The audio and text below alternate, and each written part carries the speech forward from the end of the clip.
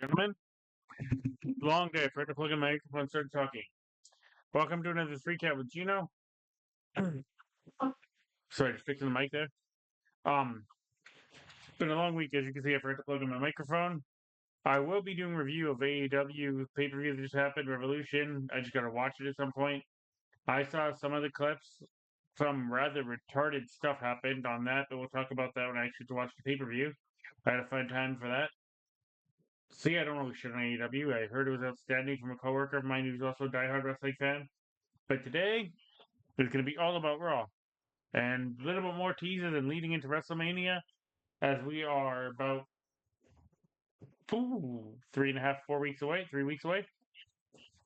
We're in the middle of May here. And yeah, just a little leg from the time changer we've just had. Um, but let's get into it. We got a few nice little teasers and hints of WrestleMania. A few of the matches already laid out for us. Show opens up with Cody arriving to the arena, Bianca Belair, Seth Rollins, CM Punk, and of course, like the last couple of weeks, Jey Uso kicks off Monday Night Raw, and this dude is over like Rover. Like they like to say, everything about Jey Uso makes him over. But I was just discussing with my same coworker who actually told me all about that Revolution pay-per-view. It's not going to be a good match. You know, Gunther, Jey Uso. Jey Uso's going to get carried a lot through Gunther because Jey Uso just reminds me of one of the Young Bucks, and I like Jey Uso. A lot more charismatic than both of them. Has more charisma in his little pinky toe than they do in their whole bodies. But he's just a super kick machine with a few other moves, and he has a new finishing move now. He's a spear. So I think a lot of people in the Samoan culture use the spear now. With respect. Also, just want to let you guys know tomorrow I'm going to be going live for Roadblock with Colin. Looking forward to the Julia versus Steph Vancouver match. Vancouver, however you say it. Vacker. And Moose and Oba. Those are going to be matches.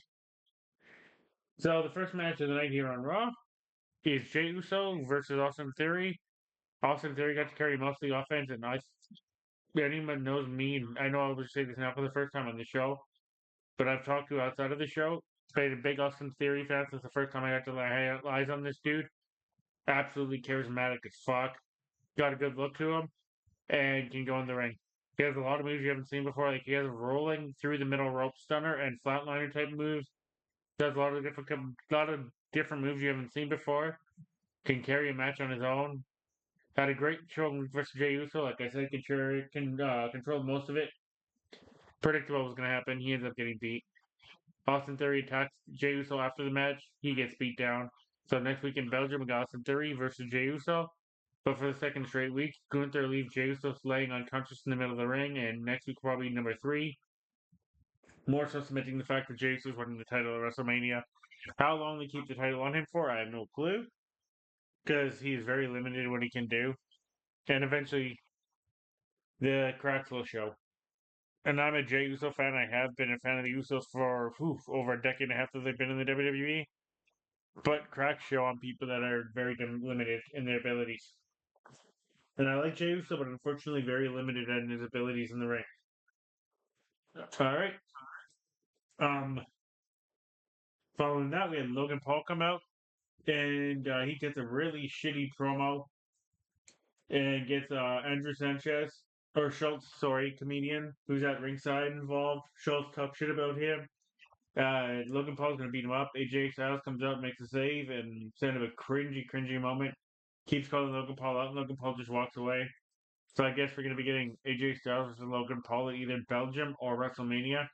God, I hope it's not WrestleMania. I hope it's an AJ Styles last WrestleMania because he deserves so much more than Logan Paul at WrestleMania.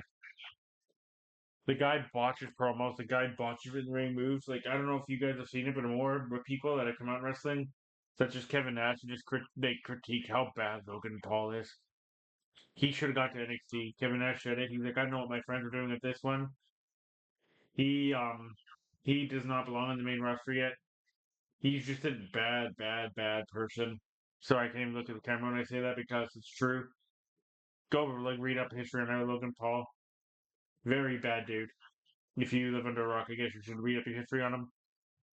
And AJ Styles sends Logan Paul running, so there's that. And then after that, just shows us recap of Io Sky versus Rhea Ripley, with Io Sky winning the belt. So clearly, we're getting Io Sky versus Rhea Ripley versus Bianca Belair at WrestleMania. But also, I forgot to do a SmackDown recap last week. And I forgot to say now. Naomi comes out and mentions she's the girl that attacked Jade. But there's little details in the story that people are missing. Did you see how Naomi and Bianca were kind of wearing, both wearing black and white, but Bianca was kind of wearing, or sorry, Naomi and Bianca were both wearing black, but Bianca had a little bits of white in her black to say she's innocent, but she's guilty. And Jade Cargill had all white with the blood all over it to say that her blood is on them. Type ID, I guess you could symbolize. Very good story, very good hidden details you actually have to pay attention to. And also, Purvis got another member. Kylie Ray, who I'm a huge fan of. Kaylee Ray, sorry. AKA Alba Fire, whatever the hell you want to call her. Huge fan, been a huge fan for a long, long, long time. Going back to her time in England and the UK in general. And then Shimmer, and yep. She is now with Purvis, aka Piper Niven, and they're protecting the back of Chelsea Green. There's a little bit of a recap on Raw and SmackDown. And Cody Rhodes cut the promo of his career, and then came out on Raw today and cut an even better promo. All I'm gonna say, I am very, very pumped for this. Next week, Raw will be coming to us from Belgium, so I don't know if I'll be getting a chance to review because it'll be 12 o'clock in the afternoon our time. I work, so I may have to do a recap afterwards. I'm watching it, but it might be hard because I do have a dog I take care of as well, so we'll see. But we got John Cena heel. Cena, first time since he turned heel, will be on Raw. He'll be in the building with Cody Rhodes, and apparently he's shaving his head. Oh, sorry, guys. Let me just check off everything in there. Then we get the New Day versus the LWO. Probably one of the funniest segments you'll ever see in your life. A little later into that match. But also Pat McAfee at the line of the year. There you go to commercial break on America, but in the rest of the world, they're still wrestling in the 2 to 3 minute splotch. And Kofi Kingston destroys Pat McAfee's coffee all over the ground and all over Pat McAfee. And Pat McAfee's like, these guys are just jerks. They are fucking assholes. He just screams it into the microphone on Netflix. So there's the Netflix part of it. Um, and then I guess we're trying to make Chad Gable the Mr. America with he had the Hulk Hogan mask on, but as a luchador. And he had horns on it, kind of like that really shitty Marvel movie you guys don't remember if you guys saw it called Captain America, or not Captain America, Captain Marvel, and those green things that had the horns. That's what his mask kind of looked like, but with the American flag, and it said American made on it. And you can tell the whole time Michael Cole's trying to tell you who it is, and Pat McAfee's telling it like it's not him. And then we get a really funny segment later on with Chad Gable and Kathy Kelly in the back. It's clearly just a plant, but it's Cesaro. I guarantee you, Cesaro will explain it later. Um, so the New Day wins that match due to Chad Gable interference. He's now the Luchador Hunter, I guess. We also have Kevin McAllister, aka Macaulay Culkin, in the crowd. Fabulous, Rich Kid the Homie, and a few others. Freddie Roach is in the crowd. So is Caleb Williams, or not Caleb, King Caleb, the boxer who is actually dating Tabitha Ricci. If you don't know who Tabitha Ricci is, she's an absolutely beautiful MMA fighter for the UFC. UFC. What the hell's UFC? Where am I Australian? Um, Freddie Roach, for those of you that don't know who Freddie Roach is, the man is an absolute legend in the field of boxing. He's trained Oscar De La Hoya, Manny Pacquiao, and in MMA, he's GSP's head trainer for boxing. The dude is just a legend in general. He trained Floyd Mayweather for a little bit. He's also trained Roy Jones Jr. for a little bit. But the man is an absolute legend. Some people make fun of him for shaking. That is bullshit. The dude has Parkins, and if you want to make fun of somebody with Parkins, you can go fuck yourself. Um, then we go to the Judgment Day Clubhouse, and we find out Raquel Rodriguez is fighting Bailey for the number one contendership for the Intercontinental title. Where did this come from? Sorry, I'm confused because first it was Ivy Nile and Dakota Kai, and then Dakota Kai's randomly out of the title picture. Ivy Nile got a title shot, she lost out of the title picture, and in come Bailey and Raquel Rodriguez, who's fake Diesel women's version. I don't know. I'm so confused with what Raquel Rodriguez is supposed to be as a character. All I know, she wears sunglasses and a headband now, and says things in Brazilian and shakes her ass. I I guess that's her gimmick. I don't know. Sorry, I'm confused. But yeah, they got a nice little bit more of a tease about another member, and there's kind of a little foreshadowing because I'll explain that in a minute too. We'll get back into the show. But also there's the little foreshadowing again of the Demon King returning, and I think that's going to return at Mania in a sixth. I keep calling it. I'm going to tell you right now, we're getting a six-man ladder match at Mania, and the last two people that are going to be on that ladder for the Intercontinental title are going to be the Demon King and Dominic, and the Demon King's going to kill Dominic. That's my theory. That Balor will be returning as a Demon King. I think it's going to be at Mania. He said he only brings it up for big matches.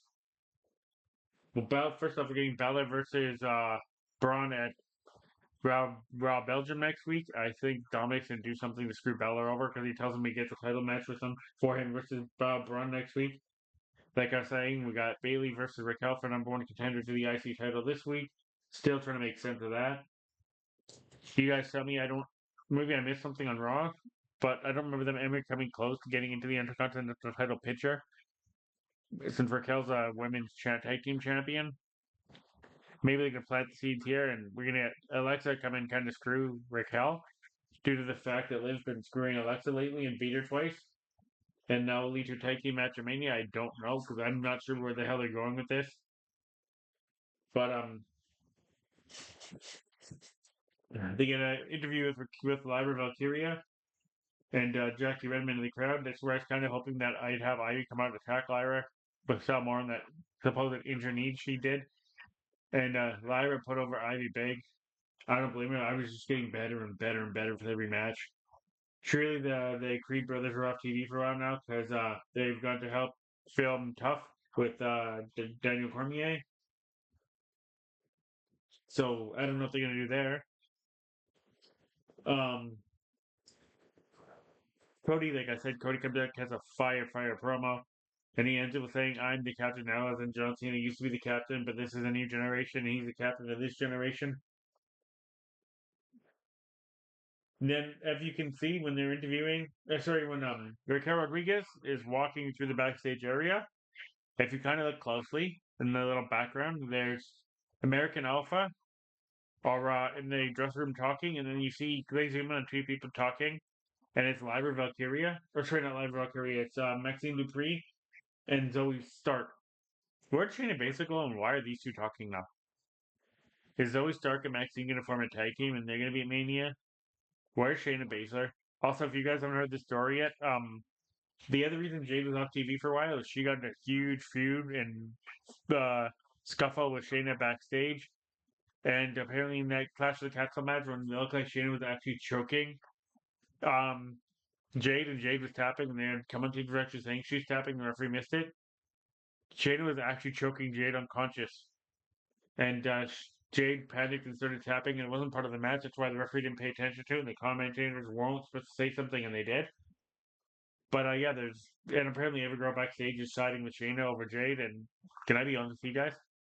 I don't blame you. Shayna would rip them all apart.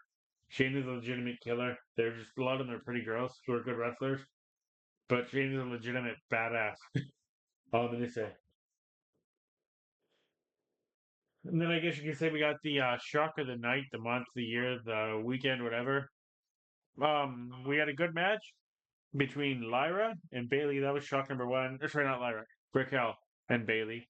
That was shock number one because I think Raquel's incapable of good matches. Kind of like Diesel himself, and Kevin Nash be the first person to admit he wasn't the world's greatest wrestler. He was there for money. He had a few moves he could do, but he was not the greatest wrestler. Great promo guy, not a great wrestler. Raquel Rodriguez is not a good promo or wrestler. I'm not crapping on her, it's just my personal opinion. She's just bland to me. She's good as muscle, just stands there and looks intimidating, but other than that, Everyone wants to make fun of Tonga Loa for botching. Raquel messes it up a lot, a lot, and she did it in this match. You could tell. There's one spot where she catches Bailey, and then I don't know what she's trying to do, but she just threw her on the table. I don't know if she's trying to do a belly to belly or a back body drop or what she did, but she just legitimately caught her and threw her on the table. Um, but the shock of this match was how much of Raquel dominated, not shock, but the fact that Raquel beat Bailey clean in the middle of the ring with a Tahana bomb. That was shocking to me. I did not think they'd let Raquel beat Bailey. This leads me to believe that Bailey will be getting her title shot at the Intercontinental title after Mania, and she may even beat Lyra. But I think they should keep this belt on Lyra for a while because Lyra's over as fuck. And that's just my opinion on that.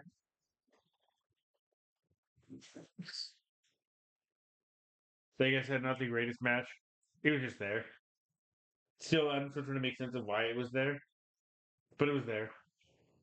And then we had a kind of weird promo segment with like setting up the three-way between Io, Bianca, and Rhea.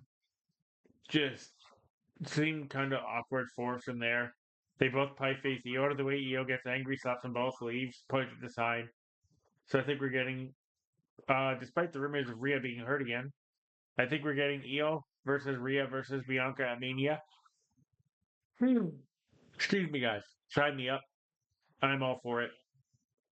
As far as I'm concerned, right now, the three women's matches might steal the entire weekend from everything else on this card. Because those are, what is that, seven? Nope, sorry. Yeah, that's seven. Seven very talented women. No, sorry, five. What am I talking about? Five, seven. Plus a tag match. Could be more. But those are five very talented women. Very, very talented women. Excuse me. And hopefully we get some sort of stipulation matches for the IC title and the US title for the women as well. There's still so much time to go to Mania, but I'm just thinking about matches that could happen.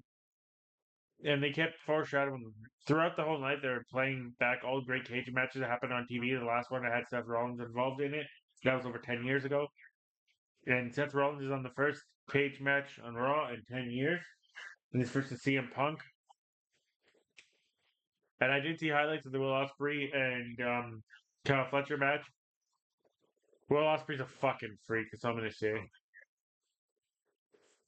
If you haven't seen it yet, the dude hits a Spanish fly from the top of a steel cage, going backwards with Kyle Fletcher facing forwards, and good on both of them for doing that match. As a wrestler, I mean, that was if I was a wrestler, not a chance in hell I would do that.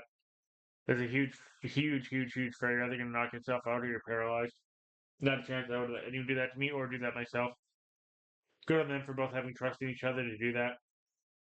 And I don't think very many people outside of Will Ospreay could do that.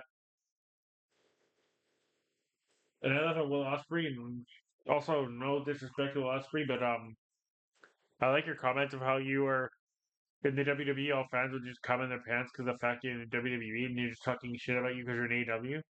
No, we're not talking shit about you because you're in AEW. People like you. You have to keep. You say you don't want to be in WWE, but you keep talking about WWE.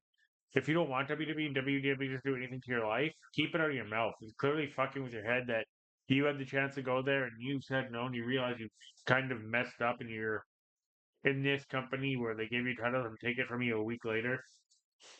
And then you're in endless feuds that go nowhere and random tag teams that are one match and gone and then never mentioned again.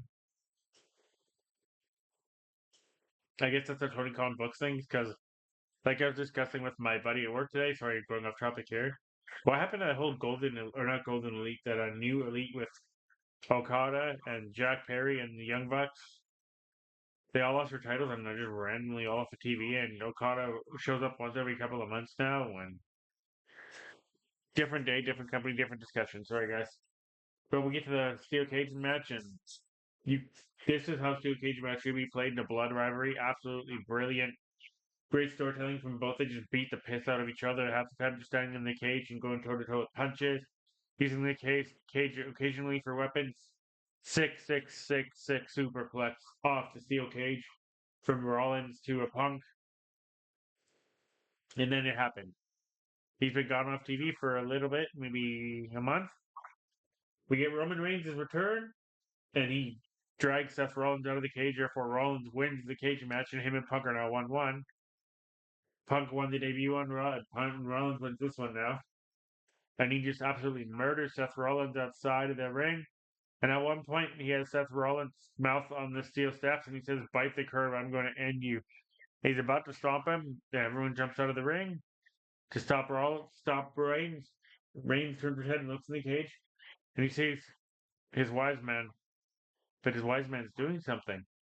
His wise man is controlling CM Punk. So that enrages him. He goes to the ring, beats the fuck out of CM Punk, and this is where I know it's going to be three-way mania. The favor that CM Punk wants is revenge on Roman Reigns for Roman Reigns costing him the cage match and doing what he did to him on Raw. Therefore, WrestleMania, CM Punk, Seth Rollins, Roman Reigns. Sign me the fuck up. Hook it to my vein. Here we go. This ride's going to be fun. This ride to Mania has been fun from start to finish. Um, this might be the most excited I've been for Mania in a long time. I don't know if you can see it in my eyes. It's what a time to be a wrestling fan. Good on AEW for attempting to compete with that pay per view. Like I said, I'm going to check it out. I'm not going to shit on them. Will Ospreay has to learn to shut his mouth. Like I understand people do talk shit about him, and those people are morons and not wrestling fans. The dude's extremely talented. I've seen him in person. But if you don't want anything to do with WWE and you don't want to be in WWE, stop talking about WWE. And people won't talk about you. I think deep down inside, part of him kind of wants to be in WWE. He just doesn't want to admit it. On the show headed to Europe next week. This is a very good go home to Europe show for Raw. Left you with a few cliffhangers. Also, we're getting out of nowhere Dakota Kai versus Ivy Nile next week on Belgium. Okay, this should have probably been the number one contenders match to the IC title, but I guess we might be saving Dakota versus Lyra for Mania. I'm not mad at that. I know Dakota's lost twice. Sheamus lost what, 600 Continental title matches? Also, speaking about Sheamus, where the hell is he? Okay, I'll leave it on that and talk to you guys next week. Or, sorry, on Friday. Bye.